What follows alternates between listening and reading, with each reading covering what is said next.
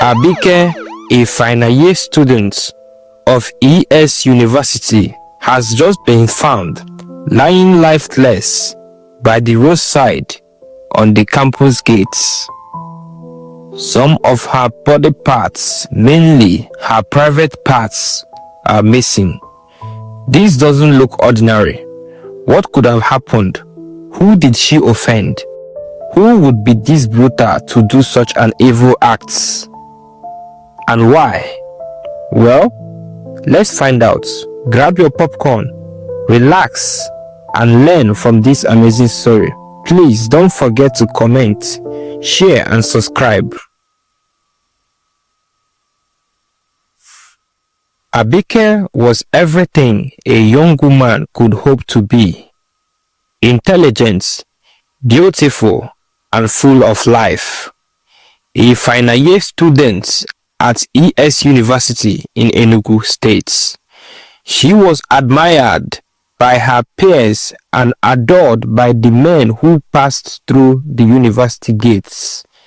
Her looks were a blend of elegance and charm. Her natural beauty made her the subject of countless whispers and admiration. But Abike's beauty wasn't the only thing that caught people's attention. She had an air of confidence about her, an assertiveness that made her stand out among the crowd.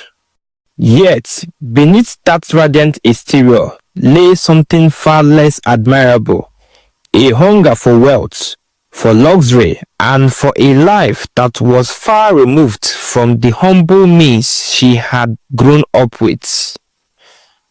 Abike lived in a modest room in the university hostel, sharing it with her closest friend, Shade. Shade was more than just a friend.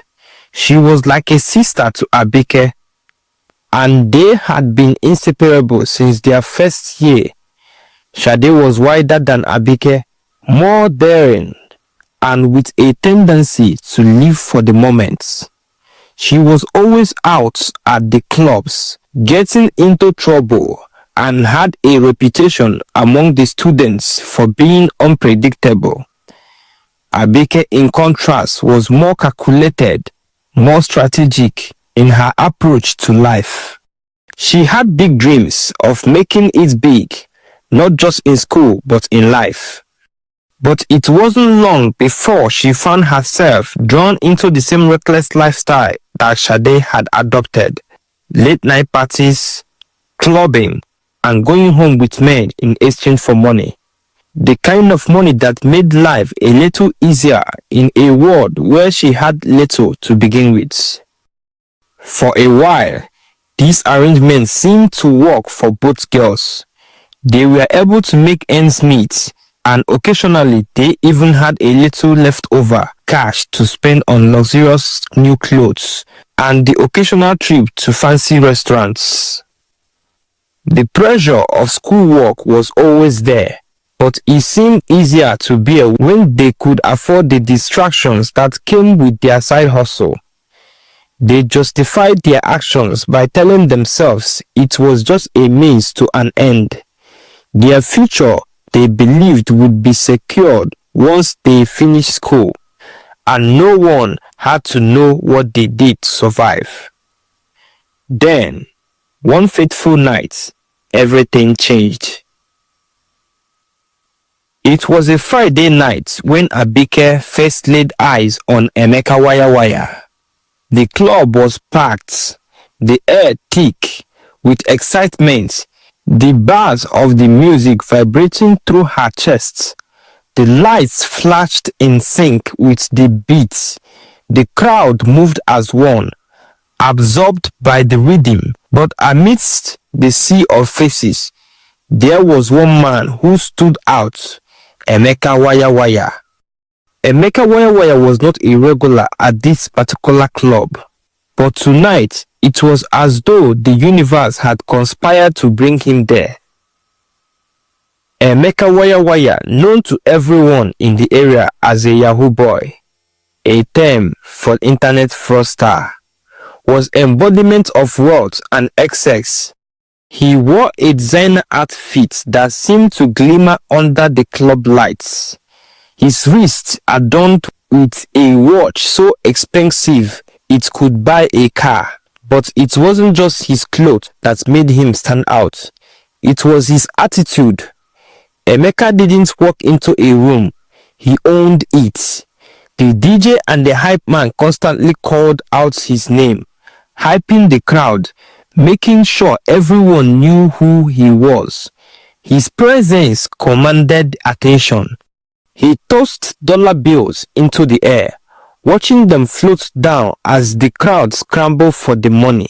The women especially were drawn to him, their eyes fixed on the man who seemed to have everything.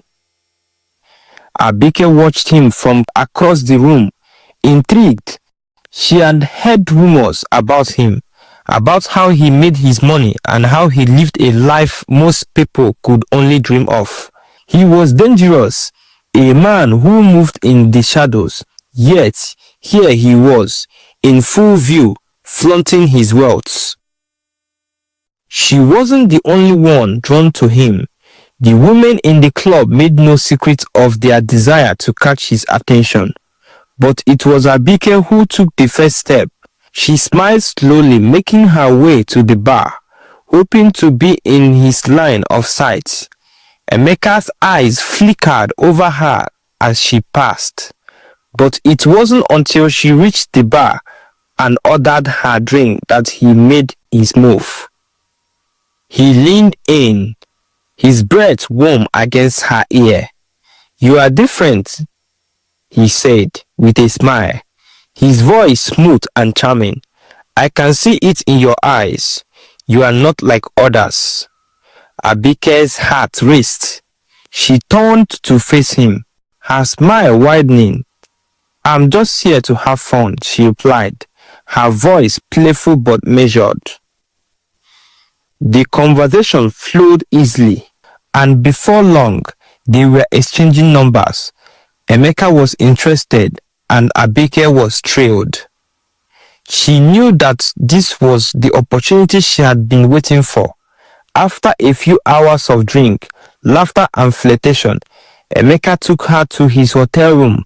The night was intoxicating, full of passion and excitement.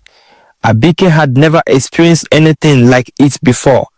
She felt as though she were living a dream, swept away by the glamour and luxury Emeka brought into her life. The next morning, when she awoke, Emeka handed her $500 in cash. The crisp, green bills felt like nothing short of a miracle in her hands. Abike had never seen so much money before. She was ecstatic, filled with a sense of power and satisfaction. She left his hotel room with a smile on her face, knowing that this was just the beginning. She went straight to the boutique to buy new clothes, feeling like a queen as she strutted through the aisles. For the next few weeks, Abike's life felt like a fairy tale.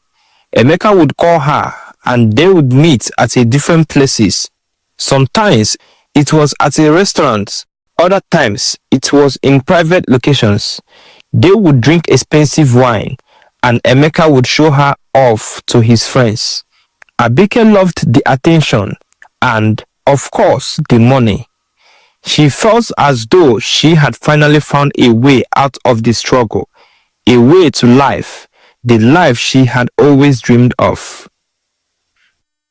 But then, one day, Emeka invited her to his home. He told her that he was a very private person and didn't want anyone to know where he lived. Abike, who was eager to see more of Emeka's world, agreed without hesitation.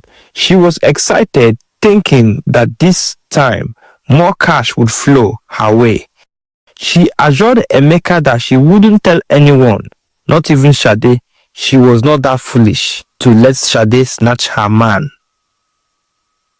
Abike arrived at Emeka's house, a mansion in a secluded part of the city. The moment she stepped inside, She was overwhelmed by the opulence around her. The house was extravagant, filled with expensive furniture, paintings, and decorative items. It was the kind of place that made her feel small in comparison, but at the same time, it made her feel powerful, as though she had finally earned a place in the world of luxury. Emeka welcomed her with a glass of wine and led her to his private room. The two of them talked, laughed, and drank. Abike felt giddy with excitement, convinced that this was the turning point in her life. But as the night wore on, she began to feel strange. The wine seemed stronger than usual, and her head felt heavy. She brushed it off, attributing it to the alcohol. But then, Emeka did something unexpected. He leaned closer to her and blew a strange powder into her face. The powder had an odd, sweet scent, and before she could react, her vision blurred. Her body felt limp, and she collapsed onto the bed, unconscious. Emeka stood over her, watching her with cold, calculating eyes. He had done this many times before, used his charm to lure women in, only to take whatever he wanted from them. But with Abike, there was something more sinister at play. He didn't just want her money, he wanted her life. It's now very clear that Emeka Waya is not just a Yahoo boy. He's a ritualist in disguise as a Yahoo boy. He wanted to use Abike for wealth increase. Emeka Waya took what he needed: Abike's phone, her wallet, and any other valuable possessions she had. He packed them all in a small bag and hid them in one of his rooms.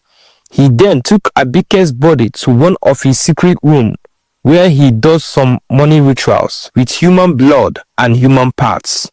He cut out Abike's private parts and used it for sacrifice to the god he worships for wealth, which will cause his wealth to increase. After he's done taking the parts that he needed for the rituals, then, with no more regard for her than he would for a discarded piece of clothes, he disposed her body. He wrapped her in a sheet and dumped her by the roadside in the middle of the night, leaving her to be found by a passerby the next morning. Emeka Waya made sure he did everything with no traces. No one would ever suspect him. Besides, even Sade does not know that Abike was with him. So to him, he did what he called a very neat job. So therefore, his wealth and riches can now increase endlessly. The next morning, at the campus gates, just by the roadside, Abike's body was discovered early that day, lying lifeless on the cold pavement. Her family, friends, and classmates were devastated by the news. The whole campus was devastated. The girl who had been full of life, who had once dreamed of a bright future, was now gone. Her life snuffed out by the very thing she had sought to escape: greed and the allure of quick riches. A very huge crowd assembled at the scene to watch her lifeless body. Rumors and gossips all over the town, all over the campus, and all over the country. What a pity. Another girl down, another slave mama down. The biggest babe on the campus is now nothing but a mere corpse. Wow, this is unbelievable. This is not the first time such a thing is happening on the campus or around the city. It has happened several times, but no one could tell where this is coming from. Who is doing these atrocities? The police were called immediately, and in less than few minutes, the police arrived at the scene. Everyone could see the lifeless body on the roadside with her private parts and vital organs missing. This is a very disheartening and disturbing situation.